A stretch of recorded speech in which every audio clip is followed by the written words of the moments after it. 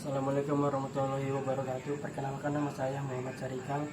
Saya dari Prodi Ilmu Komunikasi. Pada kesempatan kali ini saya akan menjelaskan tentang model-model komunikasi. 1. Model linear. Dalam komunikasi adalah salah satu pendekatan dasar yang menggambarkan proses komunikasi sebagai alur satu arah. Model ini mengasumsikan bahwa komunikasi berjalan secara lurus dari pengirim pesan ke penerima tanpa adanya umpan balik. Karena itu model ini sering disebut sebagai model one way communication model. Berikut adalah 4 teori utama dalam model linear komunikasi. 1. Model Shannon dan Weaver 1949. Model ini memandang komunikasi sebagai proses penyampaian pesan dari sumber pengirim melalui saluran menuju penerima. Dengan adanya gangguan noise yang dapat mempengaruhi pesan, model ini menekankan pada elemen-elemen dasar komunikasi seperti pengirim pesan, saluran penerima, dan gangguan yang dianggap sebagai hambatan dalam proses komunikasi. 2. Model Laswell 1948. Harold Laswell menciptakan model komunikasi yang dikenal dengan formula Laswell. Model ini menggambarkan komunikasi dalam bentuk pertanyaan who says what, in which channel, to whom, with what effect. Artinya proses komunikasi melibatkan 5 elemen: pengirim, pesan, saluran, penerima, dan efek yang dihasilkan. Model ini menyoroti pentingnya analisis efek atau dampak dari pesan yang disampaikan. 3. Model Berlo SMCR model 1960. David Berlo mengembangkan model linear yang dikenal sebagai model SMCR, Short Message Channel Receiver. Berlo membagi proses komunikasi menjadi 4 komponen utama: pengirim atau source, pesan, message, saluran, channel, dan penerima receiver. Masing-masing komponen memiliki faktor yang mempengaruhi proses komunikasi seperti keterampilan komunikasi, sikap, pengetahuan, dan budaya. 4. Model Aristoteles, retoris sekitar 300 sebelum Masehi. Salah satu model komunikasi tertua, model Aristoteles, yang dikembangkan dalam konteks retorika, memandang komunikasi sebagai proses persuasi yang dilakukan oleh seorang orator atau pembicara kepada audiens. Model ini berfokus pada pengaruh pesan terhadap audiens tanpa memperhitungkan umpan balik. Berikut komponen utama dalam teori linear komunikasi model Shannon dan Weaver 1949. 1. Pengirim, source, orang atau pihak yang menginisiasi komunikasi dan bertanggung jawab untuk membuat pesan serta mengirim pesan. 2. Pesan atau message, informasi, gagasan, atau data yang dikirim oleh pengirim kepada penerima. 3. Saluran atau channel, media atau sarana yang digunakan untuk mengirim pesan seperti suara, tulisan, media elektronik, atau media visual. 4. Penerima, receiver, orang atau pihak yang menjadi tujuan dari pesan yang dikirim oleh pengirim.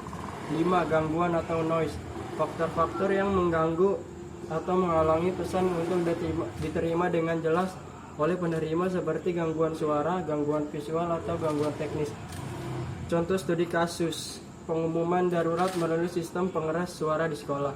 Di sebuah sekolah, kepala sekolah menggunakan sistem pengeras suara untuk mengumumkan adanya gempa bumi yang sedang terjadi. Tujuannya adalah agar seluruh siswa dan staf segera mengevakuasi diri ke tempat yang aman sesuai prosedur darurat. 2. Model komunikasi interaksional, menggambarkan proses komunikasi sebagai interaksi timbal balik antara pengirim sender dan penerima receiver, di mana keduanya terlibat secara aktif dalam bertukar pesan. Dalam model ini, proses komunikasi berlangsung dalam 2 arah atau feedback yang memungkinkan kedua belah pihak untuk mengirim dan menerima pesan secara bergantian. 1. Teori interaksional dalam komunikasi. Model ini sering dikaitkan dengan teori komunikasi interaksional dari Wilbur Schramm dan teori komunikasi 2 arah. Teori ini menganggap bahwa komunikasi bukan sekedar proses linear atau satu arah, melainkan melibatkan respon atau umpan balik dari penerima. Umpan balik sangat penting karena memungkinkan pesan disesuaikan sesuai kebutuhan atau reaksi lawan bicara. 2. Komponen-komponen model interaksional. 1. Pengirim, sender, orang atau entitas yang memulai komunikasi dengan mengirim pesan.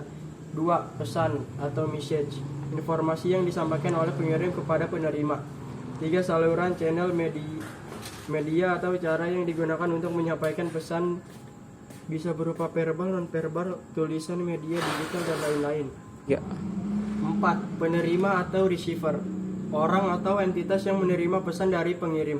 5. Umpan balik atau feedback. Tanggapan dari penerima yang dikirim kembali ke pengirim memperlihatkan respon atau reaksi penerima terhadap pesan. 6. Konteks. Situasi budaya atau kondisi tertentu yang mempengaruhi proses komunikasi. 7. Gangguan atau noise. Hambatan yang bisa mengganggu proses komunikasi baik secara fisik maupun psikologis. Contoh studi kasus model komunikasi interaksional dalam komunikasi. Komunikasi di media sosial. Pada platform media sosial seperti Instagram atau Twitter, pengguna mengirimkan pesan atau posting dan tweet kepada audiens. Umpan baliknya berupa like, komentar, atau retweet. Misalnya sebuah perusahaan mengunggah konten promosi produk di Instagram, lalu pelanggan memberikan komentar atau bertanya tentang produk tersebut. Komentar pelanggan ini adalah umpan balik yang kemudian bisa dibalas oleh perusahaan sehingga terjadi komunikasi interaksional. 3. Model transaksional adalah pendekatan yang digunakan dalam berbagai bidang seperti pemasaran, ekonomi, dan psikologi yang berfokus pada hubungan atau pertukaran antara pihak. Di bidang pemasaran misalnya model transaksional berfokus pada suatu kali pertukaran barang atau jasa antar penjual dan pembeli tanpa memperhatikan hubungan jangka panjang. Penjelasan model transaksional. Model transaksional ini menekankan pertukaran nilai antara dua pihak, misalnya antara penjual dan pembeli, di mana kedua belah pihak terlibat untuk memenuhi kebutuhan atau keinginan mereka melalui satu kali transaksi. Teori ini berbeda dari model relasional yang lebih menekankan kepada hubungan jangka panjang dan loyalitas pelanggan. Model transaksional berasal dari teori pertukaran sosial atau yang disebut social exchange theory yang dikembangkan oleh George Homan 1958. Teori ini berfokus pada bagaimana interaksi antara individu atau kelompok didasarkan pada prinsip timbal balik, di mana setiap tindakan dinilai dari segi biaya dan keuntungan.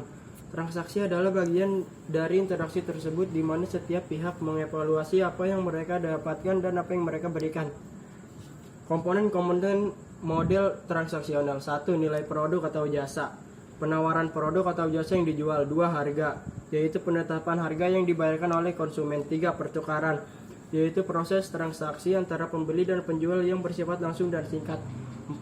Kepuasan pelanggan, yaitu konsumen menerima produk atau jasa yang sesuai dengan yang dibayarkan, yang dapat mempengaruhi kemungkinan terjadinya transaksi di masa depan.